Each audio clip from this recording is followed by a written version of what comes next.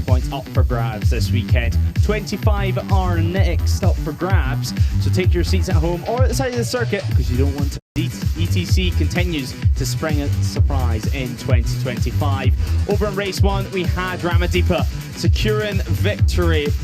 And well, maybe something that we didn't predict before this week more, but the Banyak circuit continuing to show that there's some great racing to be shown.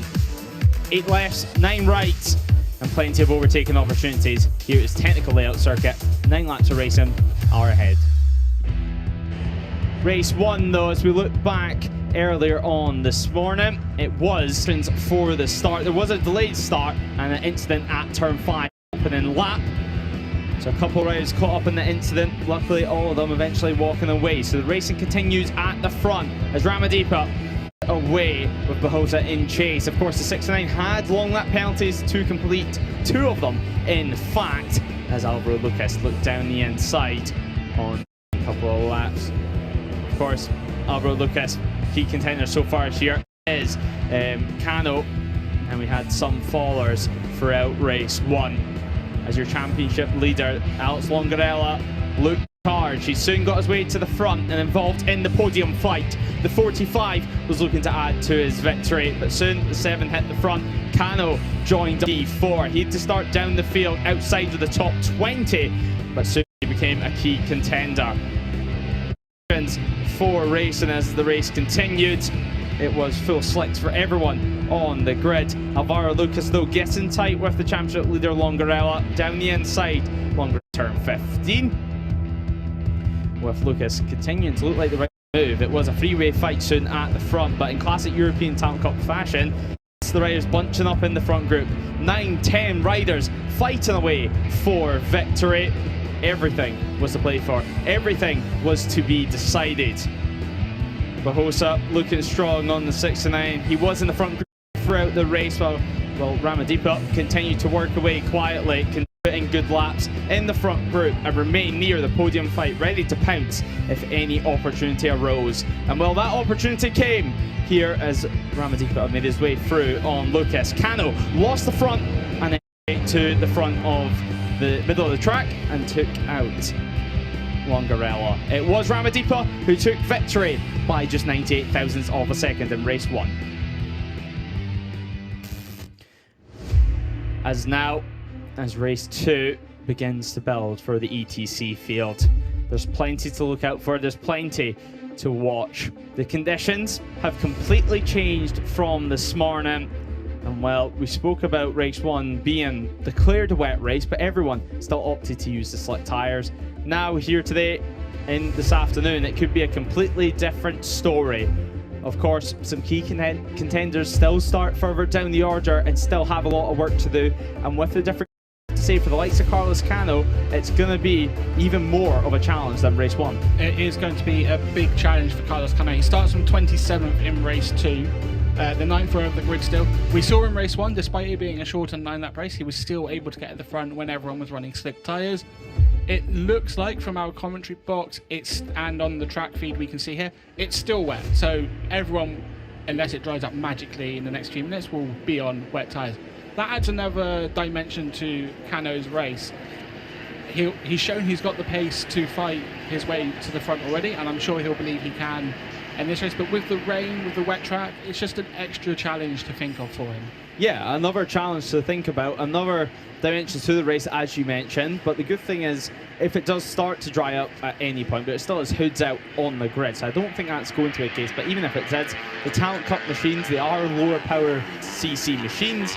They are just 250s, meaning that it would take a lot longer to overheat a tyre on the European Talent Cup bikes because there's less weight of the bike and the rider than what it would have done, for example, a Moto2 machine. So perhaps track drying isn't going to be as much of a concern, but the ETC grid, nonetheless, it's going to be a super interesting fight. And you can hear them now leaving pit lane for their sighting laps. And well, yet again, like race 1, super important sighting laps. For exactly the same reasons on the different end of the scale this time. Because the track is wet, they'll run the wet tyres at this point. They'll want to understand track conditions. They'll want to understand where the grip is and where they can push harder. We've seen already throughout the day that it's very easy to make a mistake. Turn 5, turn 13 seem to be the trickiest corners in these conditions, so they'll want to understand where and how much they can push in these conditions. They'll have multiple cycling laps, I believe. The pit lane is open for 10 minutes, so they'll be able to do 2 or 3, although we do see some going straight to the grid. Yes, some returning to the pits for another lap, some go straight to the grid. Personal preference yet again. I mean, some of these riders, even if it's a case that you maybe want 1 or 2 more laps, if it feels like you have to make a lot of changes on your bike, you might just want to get back to the grid ASAP and get those changes done, because the last thing you want is your team to be rushing about and under pressure, stressed just before a race start. Exactly. If you can keep everyone in the team calm while you're navigating these challenging conditions, everything will be working better for that group. Yeah, everything just works a little bit easier and more seamless, I guess you could say. But of course, a lot to look out for in this one. Can Ramadhipa make it 2 for 2 this weekend? But Gabbirini, of course, goes from pole position on the 81. And well, we've seen in race 1, the 81 rider from pole was able to make a pretty good start and keep with the front group. He was, yeah, and he'll be hoping he can repeat that in race 2. Again, different conditions, it changes everything. But perhaps this is an opportunity for Gabbirini to convert that pole into a top 5 or a top 10 result. Yeah, if he could get some more points on the board. He's already up to P14 in the championship at the moment, so it has been a pretty successful weekend, I think, to put it lightly. I think he's going to leave this weekend with some extra confidence. He showed his pace, he's shown, especially over 1 lap, he showed his pace, because yesterday it was near perfect conditions for track running. It was, yeah, it was very warm yesterday, not a cloud in the sky. It's exactly the conditions everyone would have wanted when they come here. Obviously, race 2 will be different for him and for everyone on the grid as we see the race 1 winner. Yeah, the race 1 winner, Ramadhipa now. 1 win, 2 podiums, 3rd in the championship now. 3rd in the championship already at this point in the season. If Ramadhipa now can string 2 or 3 results in a row, heading in from leaving this round and heading into Aragon, could this make Ramadhipa a potential championship contender this year? It looks like he's coming into form at the right time as well. You come into form around the halfway stage of the season. The points gap isn't too big that you can't make it up, but it's not insurmountable either. He's in contention, especially if he gets another podium or a win in race 2, or links up a few podiums later on in the season. Yes, certainly. If you can link up a couple of results, as you said, it just builds momentum, builds and environment within the team. The momentum almost builds with your mechanics, your crew chief, everyone in the team. Just makes life a little bit easier whenever you're getting the results. But you can just see as well, the 45 of Alex Longarella, he'll be hoping for a good result because he crashed out obviously in race 1, but absolutely nothing he could have done to avoid Cano. It was just one of those things. It was a real racing incident. Yeah, Cano made a great save, but unfortunately that put him right in the path of Longarella and both of them crashed out. So a real shame for both of them because they had fantastic races until that point. A chance for Longarella to right the wrongs of race 1 though. Yes, certainly, and he was within the pace, and you almost have to wonder if he got to the front of the field this time around, if he would try to push on the pace. Although it is tricky conditions, it could get him out of that tricky zone when you're within the front group. There's 5, 6, 7 riders all in that leads group and battling away, and that's where mistakes can happen, or another rider's mistakes can trip you up. These are sort of conditions where you're more likely to be able to build a gap to your rivals. As now we see Cano continuing his cycling lap, so trying to get as much experience, I think it's fair to say, in these wet conditions, because, well, the number 1, he needs some big points. He does need some big points. He obviously lost out on a huge chunk in race 1 after the crash. Again, starting from the 9th row. This time it's 27th because obviously Cano was disqualified from qualifying. Remy Samjuan did set a time but was given a back of the grid start for race 1, which is why there's been a shuffle there. So he's got a lot of work to do in this race. And well, Borelli now, 1 podium, of course, so far this season, but another rider who's really came to the front this round here at Magny-Cours, really enjoying his time on the circuit and adapting to the track really well. Yeah, the number 7 has adapted really well, as you said. Really quick in qualifying, really quick in race 1 this morning. We'll see how he gets on in the wet. Yeah, well, in the wet conditions, and it's going to be interesting to see what the weather does. Although it's a wet track, if it gets heavier, we could see maybe 1 or 2 puddles starting to form, which is starts to get really tricky on these European Talent Cup bikes, because on the advantage that whenever the track starts to dry, they don't overheat their tires too much. Then comes the disadvantage over whenever it's super wet. You have less grip from your wet tires because they're a much smaller tire than what you would have in something like the Moto2 class. Exactly. It does look like, I mean, from our side, we can't hear any rain falling on the camera or on the umbrellas at the track, so it looks like the rain has perhaps eased off a bit. The track will still be wet, there's no doubt about that. It rained really heavily earlier, as anyone watching the previous race saw. Umbrellas seem to be down, although hoods up, so maybe just a little bit of rain in the air still. Yeah, well, some young fans watching the action unfold this weekend, and who knows, could be an ETC talent of the future. This championship attracts so much talent to each weekend, to each season, and it gets to the point where we need to split the groups in qualifying as well. There's just so many riders, and then of course have a last chance race to decide the final couple of spots on the grid. Exactly, and the two riders that came through this morning's last chance race were Matthias Tamburini, who starts 29th, and Carmen Tinez, who starts 30th. That race was the first of the day to be affected by rain. Wasn't too bad, it was lighter than this, it was still mostly dry, but they have had a bit of experience in the rain at this circuit. Yeah, they certainly have, and well, 9 laps as well being the distance. The last chance race, of course, they were using slick tyres on it, so a different challenge this time around, but the shortened race format, like we've seen in race 1, could yet again play into their advantage because they have to get to work straight away. And well, as you said, already a little bit of experience in tricky conditions this weekend. It might come into their mind that they know what the track is like when it's not completely wet but not completely dry. It might give them a slight advantage, it might not. It's, as we've said so many times today, rain levels things out. Yeah, and well, this being the ETC is unpredictable as ever. The ETC Championship, we're yet again proven that anything can happen. And some people maybe going into this year expecting Carlos Cano to constantly be dominating races, but through some errors of his own and some errors not of his own, it's not necessarily been that case. And well, we came into this weekend with Longarella looking like the person to beat in terms of the championship, and ETC springing up a surprise as always. Yeah, for Cano, as soon as you put the number 1 on your bike, you become the rider that everyone wants to beat. So he is obviously facing a lot of competition this year to retain that title. Well, unsurprisingly, it is declared a wet race. I'm sure that's not a surprise to anyone on the grid or watching track side, or of course anyone watching at home. But plenty to look out for in this one. Of course, as we mentioned, with the Magny-Cours circuit, tricky layout for riders to learn this weekend, especially for the ETC riders. The least amount of experienced riders are usually in ETC. It's their first stepping stone in the junior GP paddock as they continue on the road to MotoGP. But with that, it becomes really, you get to see who's able to adapt to new circuits the quickest, and certainly we've seen that this weekend in the first couple of rows.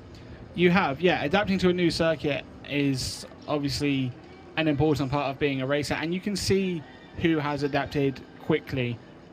As you said, a circuit that is tricky. There's very slow corners, there's very fast corners, there's long straights that have kinks in them but really are straights. The longest official straight is 700 meters long, but the slipstream does play a big impact, and the run into turn 5, especially on lap 1, will be hugely important, as we saw in race 1. Yeah, as we saw in race 1, it was super important, and turn 5, we mentioned it as well, being a slight of a pinch point, and we did see an incident there on lap 1 last time around, so hopefully nothing like that this time around. Obviously, completely new challenge, being a race start here at Magny-Cours, and I don't think we should be too far away from getting going. Of course, it will be Gabarini on pole position, so the Italians really enjoying the wet this weekend in general. Actually, multiple Italians coming to the front of the order as Evan Boxberger now sits on the grid. He looks focused and well, has an umbrella over him just to stop any rain from hitting his helmet. But just 3 minutes to go until we head out on the warm-up lap. But Evan Boxberger from P12 inside the points, obviously, if he was to finish 12th. But I think from P12 he'll be aiming towards the top 10 definitely for Boxberger. I think he will be as well. It's a circuit he probably knows quite well from obviously being a French rider. Magny-Cours is one of the bigger circuits in the country, so I imagine he's ridden here quite a few times, and it's a circuit where rain comes out of nowhere, so he's probably ridden here in the rain as well. And of course, any advantage that you can gain over any of your rivals in this class could be the difference from P1 to P9, as we've seen in race 1. Big group battles yet again, and well, with tricky wet conditions, it's going to be interesting to see if anyone is able to break away. We have seen it in other races so far today in the wet conditions that one or two riders are able to break away from the pack and just find that extra step in the rain. So it's going to be interesting to see even the likes of Cano, who, let's not forget, he was disqualified from qualifying yesterday and then obviously had the crash in race 1. 0 points so far to his name. It's a 50-point weekend in the ETC. 25 still remain up for grabs, and you have to say it's going to be an important first lap. A real risk versus reward first lap of how much you attack and how much you just think, maybe I'll wait 1 or 2 corners because that looks a bit risky. What we've seen so far in the last couple of races is riders at the front who got a great start were able to build up a lead very quickly, 3-4 seconds after the first lap. Incredible laps. But for Cano, it's a completely different story, because if he's built up a 4-second lead after the first couple of laps, then he's obviously had an incredible start. So, of course, ETC Race 2 coming up.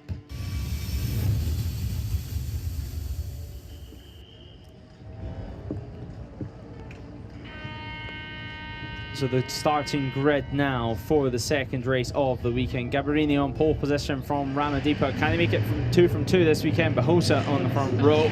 Alvaro Lucas head off Borelli and TV on row 2 as Rustangi, Longarella and Gutierrez start on row 3.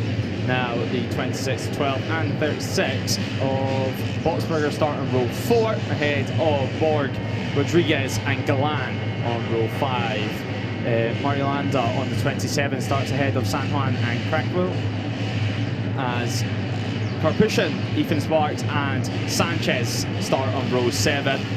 Now the 51, the 10 and the 94 of Osorio start on row 8 as Luzio and Cano start from row 9. Savino, Tamburini and TF start on row 10. That rounds out your 30 riders taking the start. Well, plenty to look out for, plenty to watch here in the ETC field as we head out on our warm-up lap. 9 laps of racing is ahead of us here at Magny-Cours. Plenty to watch, plenty to look out for, and plenty of championship points up for grabs. The stakes are high, and 9 laps of racing, still plenty of time to make your way through the field and make some valuable moves. We saw in race 1, albeit in the dry, but moving up through the field fairly quickly as possible. Might be a slightly different story in race 2 due to the conditions. Maybe it takes Cano a couple more laps if he's able to move up to the podium positions like he did in race 1. But I suspect he'll still be looking to do that fairly quickly in this race. Yeah, well, of course, if he never got the disqualification in qualifying, we could be speaking about a completely different race because he would have started pretty much at the front of the field. Of course, Cano, he's always been good over 1 lap so far this season, so we've seen, obviously, pole sitter at Jerez, and should have been a good result once again here at Magny-Cours. But starting further down the order, a brand new challenge into the mix as well. And Alex Longarella, now, although not super far down the order, it's still within the middle pack, still within the danger zone on this first lap. Yeah, P8 for Longarella, the middle of the third row. Crucial to get a good launch off the line. But as you said, in the middle of the pack, you also need to be aware of the riders around you and what they're planning on doing at turn 1, turn 2, turn 3. So now the field through 9 and 10, and then they'll make their way towards 11 and 12 at the Imola chicane. And this, of course, being where Cano, well, he pushed a little bit too hard earlier on, but what will we see this time around? The championship standings, of course, Longarella 6 points ahead of Alvaro Lucas. Ramadhipa up into P3, Bahosa P4, and well, you can't even see the number 1 of Kano in that top 4 in the standings. Just shows how much 1 or 2 bad results in the ETC can change things up, and well, it's shook up the championship order, and now who knows what we can expect in race 2. Exactly. Race 1 was obviously very costly for Kano. Just on Fernando Bahusa, he starts from the front row, does not have 2 long lap penalties in this race like he did in race 1, so don't expect him to drop back as he did earlier. Yeah, exactly. He doesn't have that to worry about. He doesn't have that time to lose as well, but even with losing that time, the 69 was straight on the pace and still within that front group. So keep your eyes on the P3 starter. But Gabarini from pole position. What start will it be this time around? Ramadhipa starts from P2. That's your race 1 winner and your championship leader just behind. So the 45 has a perfect marker, you would think, after looking at race 1 results. But now, not too much longer to wait. The European Town Cup looks ready to go, though, ready to race. Alvaro Lucas starting on row 2. What can he do? The red lights are on. And we go racing for race 2 of ETC, and straight away the 81 of Gabarini trying to get a good start, but it is going to be Ramadhipa side by side with Bahosa at turn 1. The 69 into the lead. He goes now.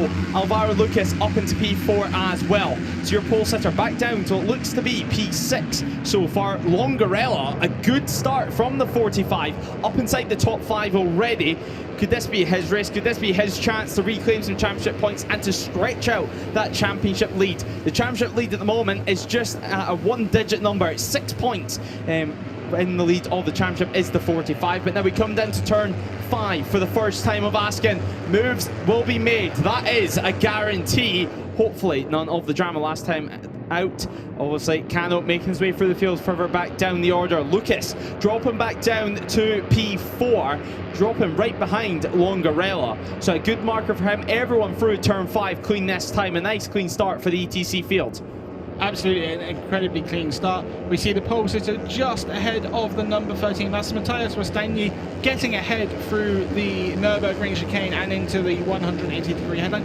A perfect start for Bahosa from the 3rd row, straight into lead, and then built up enough of a gap where the slipstream didn't matter to him on the run into turn 5. He wasn't challenged into the hairpin. Yeah, it was a good start for him. As now they'll try and stretch their gaps. Gaps sometimes in the wet, you do see them stretch out nice and early on, and that's just when everyone's finding their feet, finding what their pace is going to be this time around. But as you mentioned, good start from Mustangi further down the order, as through goes Longarella on the inside of Ramadhipa. But Ramadhipa, what does he do? What response does he have as they make their way through turn 14 in just a moment's time, almost side by side? The 32 slotting in behind now into turn 15 we go, and out nearly anyway losing it on the brakes. It was Alvaro Lucas. Up the inside he goes. That was move done. It looked like it was going to be a near collision, or at least a near off from Alvaro Lucas, but he's kept everything under control and now into the podium battle. And chasing down Alex Longarella straight away, although he does still have to defend from the number 32 he just passed. Just to make a note, you've probably seen it on the cameras, it looks like more rain starting to fall, so no worries about the track drying out, but more rain for these riders to contend with. Yeah, certainly more challenges, and so far on that opening lap, Kano 13 positions he's made up, so a good start inside the point scoring positions already. Of course, as we mentioned, starting from P27 on the grid, loads of ground to make up. But Ramadhipa, your race 1 winner, sits in P4 at the moment. Now, what we see in race 1 from Ramadhipa was quite impressive. He sat quite comfortably in that lead group, not making any silly moves until it was really time to attack, and that's when he made the moves count. He did. He timed his attacks to perfection in race 1. Just on Kano, one of the issues he's going to have is there's already a big gap for... As we do have a rider down, actually. Sorry about that, Jack. But yeah, rider down on the exit of turn 5, a high side. And well, we have seen that be a tricky corner throughout the day. Not too much grip on offer, and that is Marilanda down. So the 27 now back up on his feet, but took a heavy hit onto the ground, and disappointing end to his day, you would think. Yeah, he would have been hoping for a bit more from race 2. Just to go back to what I was saying about Kano, one of the issues he's going to have is there are already big gaps forming between the groups. For example, between Ramadhipa in 4th and Brady in 5th, it's 2 seconds. It's not insurmountable if he's able to get there quickly, but it is going to be a challenge if he's not able to make the moves fast. Yeah, certainly. And well, now as we continue on, Ramadhipa is losing touch ever so slightly of this front group over the last lap. As we do have Michael Sanchez as well having a fall. So a crash there for the 55. A disappointing end to any hopes of a strong result anyway. But Alvaro Lucas, P3 at the moment for the 46. The fastest lap of the race comes from your leader, Bahosa. Now a 2:04.407. A solid time this early on.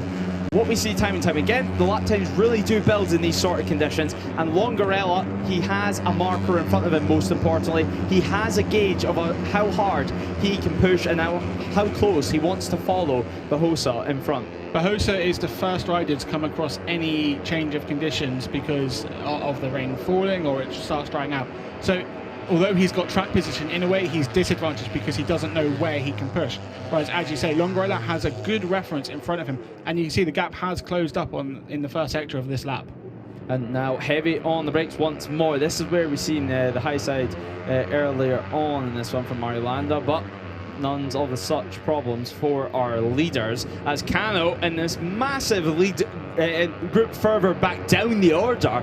About 8 or 9 riders in this group. Kano has managed to get ahead of all of them, and I believe that should be edging towards the top 10. So P11 at the moment for Kano, and now trying to bridge the gap further down the field.